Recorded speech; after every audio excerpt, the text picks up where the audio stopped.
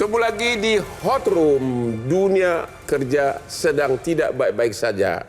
Ibu Ida, apa penyebabnya semua ini? Ya, saya kira kan ini tidak bisa dilepaskan dengan disrupsi ekonomi salah satunya. Begitu. Maksudnya penurunan? Faktor makro yang sebetulnya ikut berpengaruh. Tadi sudah disampaikan oleh Bu Irma. Memang sekarang lebih parah? Lebih parah. Hah? Lebih parah sebetulnya menurut saya kaitannya terutama dengan ketersediaan lapangan kerja. Begitu. Tapi kalau saya tadi mengomentari apa yang disampaikan oleh Pak Timbul, kan ada data juga yang menyatakan 10 juta Gen Z itu sebetulnya NEET ya Pak, no education, employment and training. Saya kira itu juga jadi. Saya pernah baca data berapa persen penduduk Indonesia itu yang lulusan hanya sampai SD? SMP ada berapa persen? Ada 56%. Hah?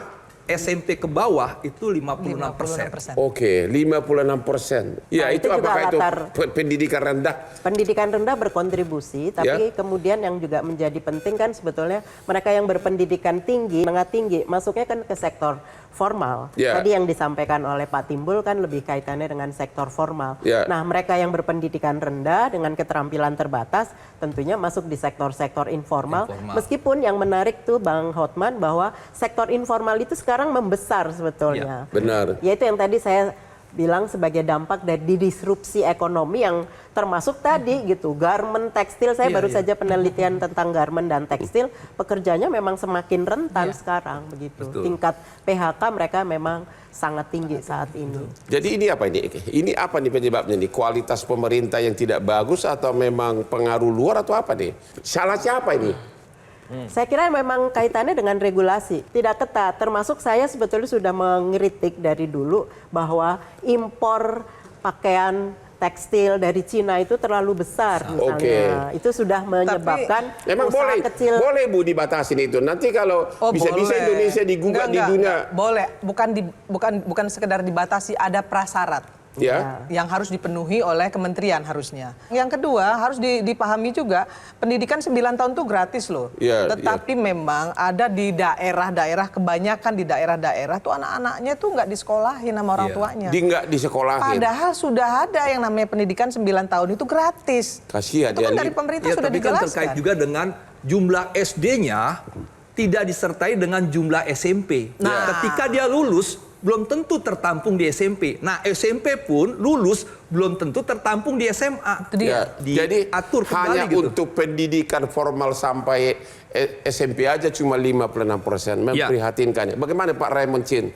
Anda sebagai influencer, memang benar generasi-generasi muda ini sekarang banyak pengangguran yang Gen Z ini. Aku pengenat kabur aja dulu. Kenapa? Ya lapangan pekerjaan di Indonesia nggak ada.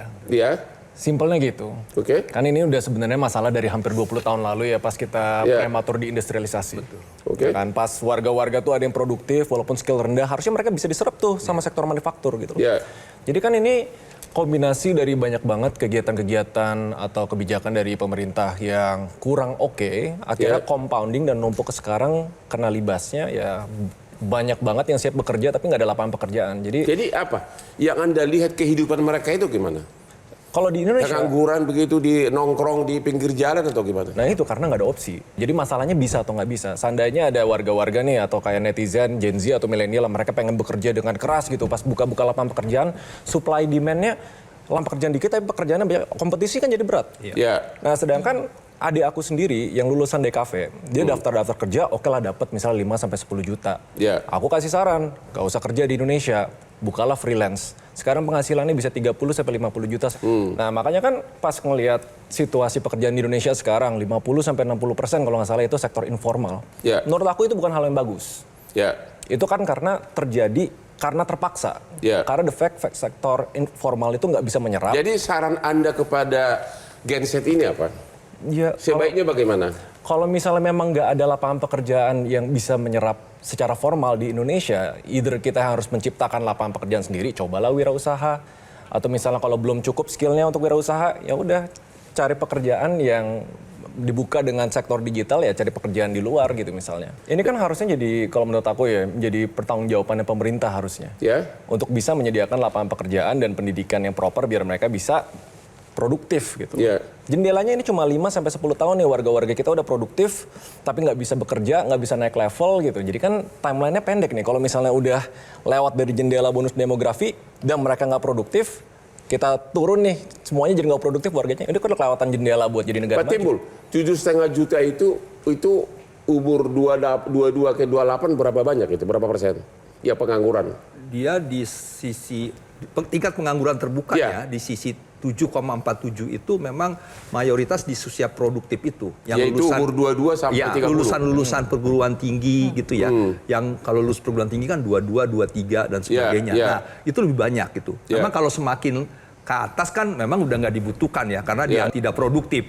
Nah, jadi memang tentunya ini yang memang harus dibaca oleh pemerintah bagaimana angkatan kerja baru ini diupayakan harus dibuka lapangan kerjanya. Nah, ini yang harus tadi strateginya gimana? Ya, itulah yang harus dilakukan. Misalnya tadi bagaimana sekarang trennya realisasi investasi itu banyak kepada investasi padat modal, bukan lagi padat karya. Padat modal itu identik dengan teknologi. Bagaimana sekolah-sekolah perguruan tinggi itu juga harus memastikan skill memiliki kemampuan teknologi. Kalau tadi kan pengangguran 7,5 juta. 7,47. Saya dengar kemiskinan ekstrim 25 juta, benar nggak itu? Ekstrim loh. Iya.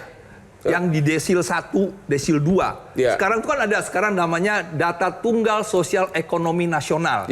Inpres 4 tahun 2025. Itu nanti memang akan mengatur kembali mana-mana yang ekstrim. Tapi yang desil 1, desil 2 itu ya ekstrim gitu. 25 juta? Sekitar segitu. Kalau yang miskin di atas ekstrim, di bawah ekstrim apa? Nah, misalnya data BPJS Kesehatan.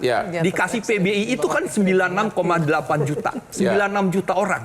Nah, itu ada desil 3, desil 4 yang memang disuruh membayar iuran nggak mampu.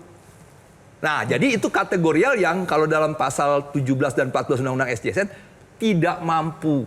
Masyarakat miskin dan tidak mampu. Oke, Ibu Ida, ini menangis kita mendengar 25 juta kemiskinan ekstrim, 7,5 juta pengangguran.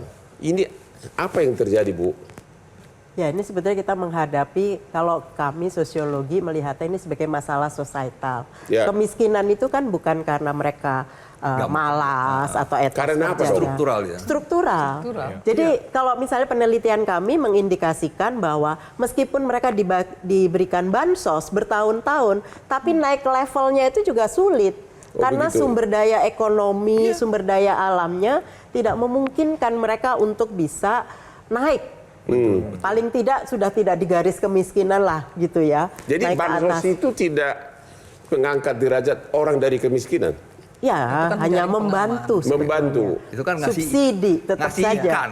Sebenarnya kalau tadi disebutkan tentang bagaimana peran pemerintah kepada akses modal misalnya. Coba kredit usaha rakyat betul-betul disasar kepada kelompok yang tadi. Dia mau kerja tapi nggak punya akses. Artinya itu struktural. Nah, jadi kredit usaha rakyat yang sumbernya itu dari APBN harus benar-benar menyasar kepada kelompok masyarakat yang benar-benar juga mau berwira swasta dan sebagainya. APBN baru 2 bulan sudah defisit 31,2 triliun. Nah, itu dia. Baru 2 bulan sudah 31,2 triliun APBN kita defisit. Bang Hotman, izin. Misalnya tadi ya kaitannya dengan pendidikan. Saya malah lebih mengusulkan bahwa sekolah rakyat itu sebaiknya memang memperkuat aja sekolah-sekolah sekarang dengan kemampuan digital. Modal digital itu yang sebetulnya sekarang perlu diperkuat. Karena modal digital artinya kita kalau mau menyerap tadi ya sebagaimana Bang Raymond tadi untuk bisa menjadi pekerja yang kreatif menciptakan lapangan kerja. Itu salah satu yang sekarang di era digital ini ya modal digital yang diperkuat. Sekolah-sekolah kita itu lemah dari aspek itu. Karena kita jangan melihat Jakarta, jangan melihat kota-kota besar. Karena kita punya kota menengah, kota kecil, apalagi perdesaan. Saya kira mereka yang sebetulnya infrastrukturnya perlu diperkuat daripada membangun sekolah rakyat yang memang ditujukan untuk kelompok masyarakat yang miskin, yang sebetulnya hasil penelitian kami mengindikasikan mereka tidak ingin sekolah sebetulnya, karena lebih baik bekerja begitu. Oke, nanti saya akan nanya kepada Raymond, apakah memang dunia digital adalah salah satu tempat untuk pelarian untuk mengatasi pengangguran ini. Ketemu lagi di Hot Room.